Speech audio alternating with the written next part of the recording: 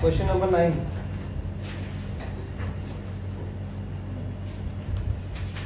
The angle of elevation of the top of a building from the foot of a tower is 30 degree and the angle of elevation of the top of the tower from the foot of the building is 60 degree. If the tower is 50 meter high, find the height of the building. देखो भी सिर्फ इतना समझ में आया कि एक building है और एक टावर है.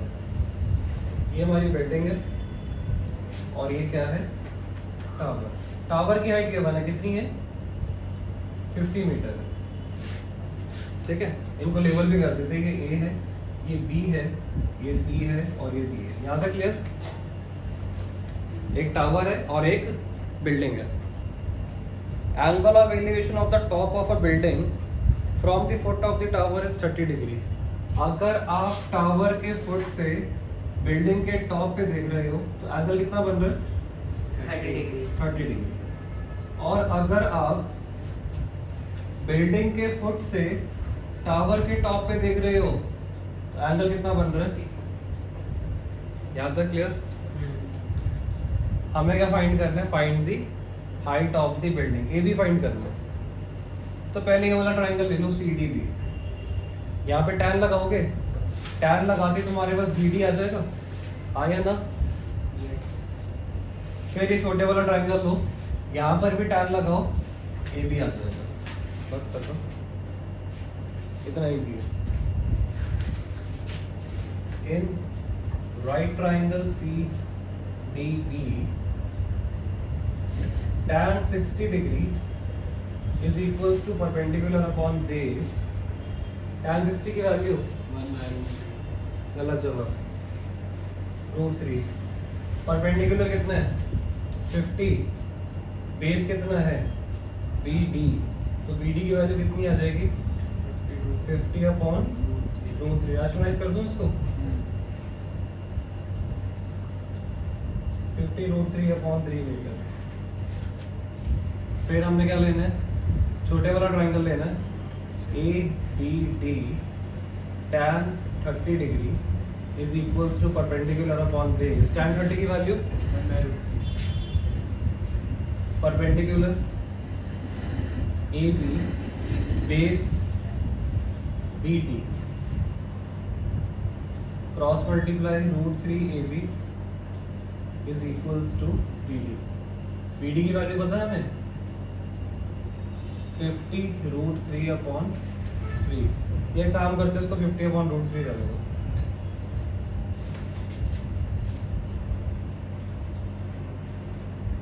ठीक है, cross multiply √3 into √3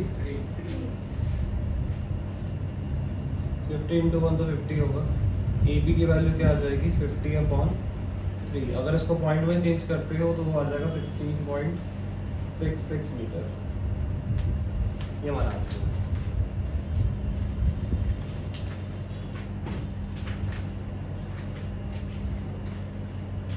Two poles of equal height are standing opposite each other on either side of the road which is 80 meter wide. दो पोल्स हैं इक्वल हाइट के, ये ए बी ले लेते हैं और ये सी डी ले लेते हैं. दोनों पोल्स एक दूसरे से कितनी दूर है, 80 मीटर. 80 मीटर. ठीक है. From a point between them on the ground, angle of elevation of the top of the poles are 60 degree and 30 degree. अब बच्चों को पता क्या लगता है कि जो पॉइंट है ना ग्राउंड पे, वो ये बीच का पॉइंट है. तो ये 40 मीटर हो गया, ये 40 मीटर हो गया. ये गलत है. उसमें सिर्फ इतना बोला गया है कि इसके बीच में कोई ना कोई पॉइंट है, एग्जैक्ट मिड पॉइंट नहीं है वो. ठीक है, तो कहीं भी ले लेना, यहाँ ले लेते पॉइंट. अगर ये वाले पोल के टॉप पे देख रहा हूँ तो एंगल कितना बन रहा है, 60 डिग्री. अगर दूसरे वाले पोल के टॉप पे देख रहे हो तो एंगल कितना बन रहा है, 30 डिग्री. ठीक है, यहाँ तक.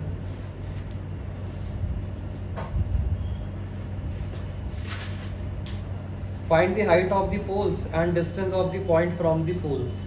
इस पॉइंट को लेबल कर देते हैं हम ई. ए बी और सी डी बराबर है ना, हमें ये निकालना है और इस पॉइंट का पोल से डिस्टेंस निकालना है, मतलब हमें बी ई भी निकालना है और ई डी भी निकालना है। डायग्राम क्लियर है इसका? अच्छा, ध्यान से देखना पंचित, ध्यान से बताइए। बी ई को लेट कर लेते एक्स मीटर, कैसा मत बोलना। अगर बी ई एक्स है तो ई डी कितना होगा? पूरा का पूरा बी डी जो है ना वो 80 मीटर है। अगर बी ई एक्स है तो ई डी कितना होगा? x माइनस मतलब माइनस x होगा।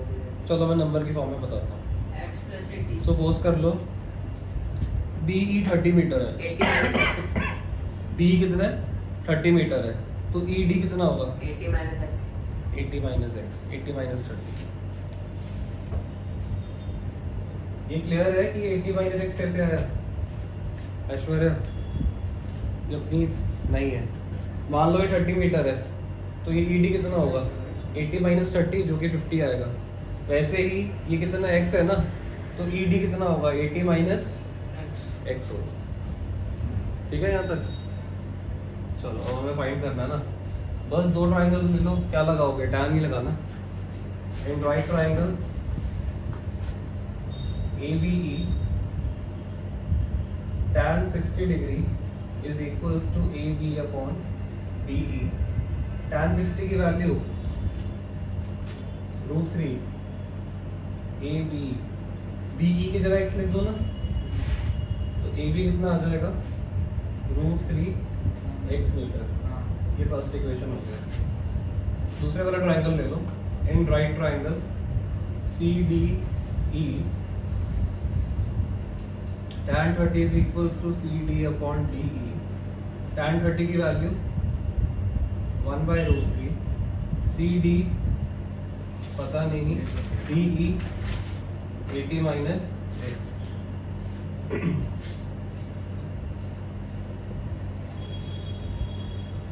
अच्छा AB और CD इक्वल थे ना?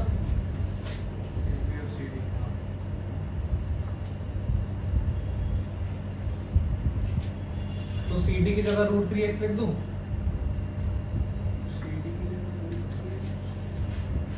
AB मैंने निकाला मैं √3x, AB और CD बराबर है, cross multiply 1 into 80 minus x, 80 minus x, √3 into √3x कितना हो जाएगा? 3x।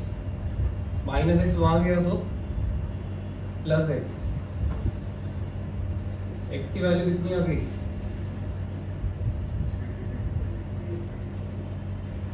20 मीटर। BE कितना है? 20 मीटर, तो ED कितना होगा? 80 माइनस 20।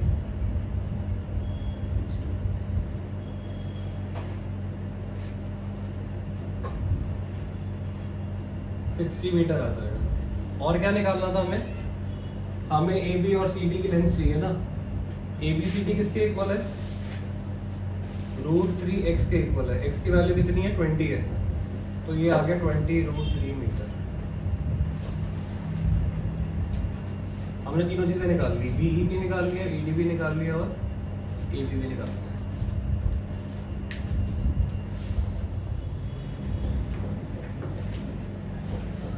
क्वेश्चन नंबर 11, इसमें फिगर के बाद है एक टीवी टावर है EB. It stands vertically on a bank of a canal. From a point of the other bank directly opposite to the tower, the angle of elevation of the top of the tower is 60 degree. अगर इस point से हम tower के top पे देखें तो angle कितने? 60। और अगर इसी पॉइंट से 20 मीटर और आगे चले जाते हो और फिर वहां से देख रहे हो तो एंगल कितना है? 30 डिग्री के। हमें क्या फाइंड करना है? Find the height of the tower. AB find करना है आपको और इसकी लेबलिंग दे रखी है C और D, और हमें BC फाइंड करना है। BC कैसे करें? किसी एक को एक्सलेट कर लो, तो करना चाहते हो CB को। चलो CB को एक्सलेट कर लेते, थोड़ा इजी हो जाएगा, बार बार BC लिखना नहीं पड़ेगा हमें। क्या नहीं लगाना होता है। छोटे वाला ट्रायंगल ले ले पहले हम। ACB tan 60 हाँ equals to P by B. Perpendicular कितना है? परपेंडिकुलर AB निकालना है बेस क्या है? BC x लिख दूं? हाँ AB क्या आ जाएगा? √3 3x x मीटर. ये फर्स्ट इक्वेशन होगी हमारी. In right triangle ABD, tan 30 degree is equals to perpendicular upon base. Tan 30 1 by √3 perpendicular AB है. बेस कितना होगा? 20 plus x 20 plus x. Good. AB की value √3x from equation 1 cross multiply √3x 3x 3x हो जाएगा. ठीक है. Plus x वहाँ गया तो minus x 2x 10 x की वैल्यू 10 10. चलो BC तो आ गया. विड्थ ऑफ कनाल आ चुका है. ठीक है. और हमें क्या निकालना था? Height of the tower. Height of the tower is AB. AB है √3x. x की value 10. 10 into √3 10 √3.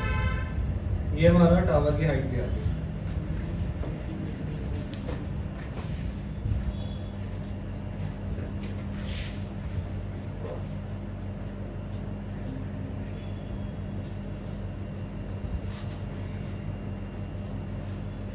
Angle of depression.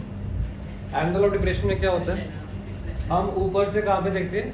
नीचे की तरफ देखते हैं. मान लो ये बिल्डिंग है, इसकी हाइट है कुछ भी ले लो, 10 मीटर ले लेते हैं. ठीक है. यहाँ पे मान लो चलो मैं ही हूँ, मैं खड़ा हूँ. ये मेरा कौन सा लेवल होगा? Straight level horizontal level. मतलब अगर मैं सीधा देखूंगा तो यहाँ की तरफ देखूंगा. ठीक है. यहाँ ग्राउंड पे ना वंशित नाच रहा था. ठीक है. तो मैं इसकी तरफ देख रहा था, तो मेरी गर्दन नीचे की तरफ जाएगी. कितने एंगल पे गई? सपोज कर लो 30 डिग्री पे गई. ठीक है. यस.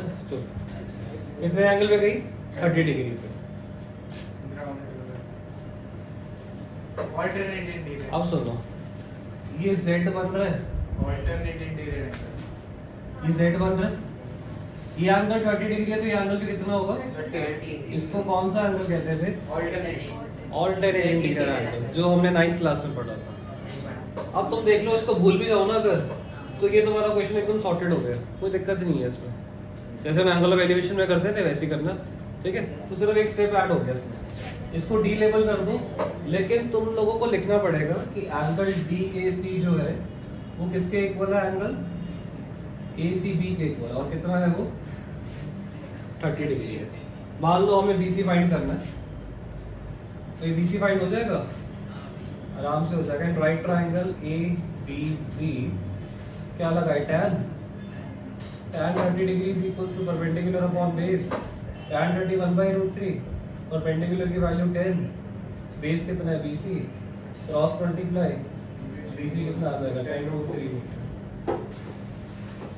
इजी है डिप्रेशन. आपने ऊपर से नीचे की तरफ देखना है और ऑल्टरनेट इंटीरियर एंगल्स इक्वल दिखा देना sir.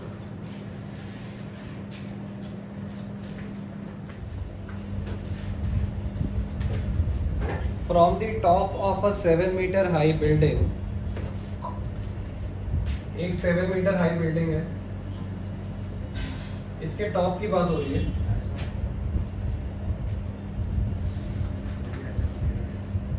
The angle of cable tower is 60 degree. अगर आप एक केबल टावर के टॉप पे देख रहे हो तो एंगल कितना बन रहा है? 60 डिग्री का. Hello sir. And the angle of depression of its foot is 45 degree. और यहीं से अगर आप फुट पे देख रहे हो तो एंगल कितना बन रहा है? 45 डिग्री. इसको लेबल कर देते हैं ABCD. हमें क्या फाइंड करना है? Find the height of the tower. हमें CE फाइंड करना है. फिगर ना सिमेट्रिकल होती है तो कोई इशू नहीं होता. AB कितना है? 7 है, तो DE भी कितना होगा? 7 होगा। Z बन रहा है ये रहा। DAE 45 डिग्री, तो AEB भी कितना हो जाएगा?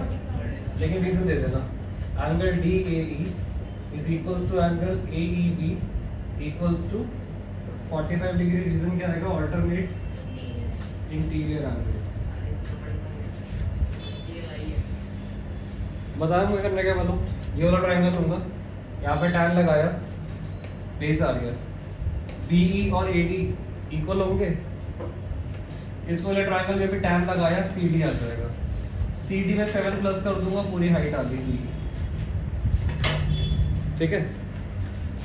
इन right triangle ABE tan 45 is equals to perpendicular upon base। tan 45 की वैल्यू 1, परपेंडिकुलर 7, बेस BE, तो BE कितना हो जाएगा? 7 मीटर। अगर BE 7 है तो AD भी कितना होगा? 7। अब ये वाला ट्रायंगल उठा लो, in right triangle CDA tan 60 degree is equals to perpendicular upon base। tan 60 की value perpendicular CD base AD, CD हमें पता नहीं, AD कितना होगा? 7। CD आ जाएगा 7√3 मीटर। हमें क्या फाइंड करना है? CE। C क्या होगा? CD plus DE। CD 7√3, DE 7। कुछ कॉमन है इसमें? 7 ब्रैकेट में क्या रह जाएगा? √3 + 1। ये हमारा आंसर है।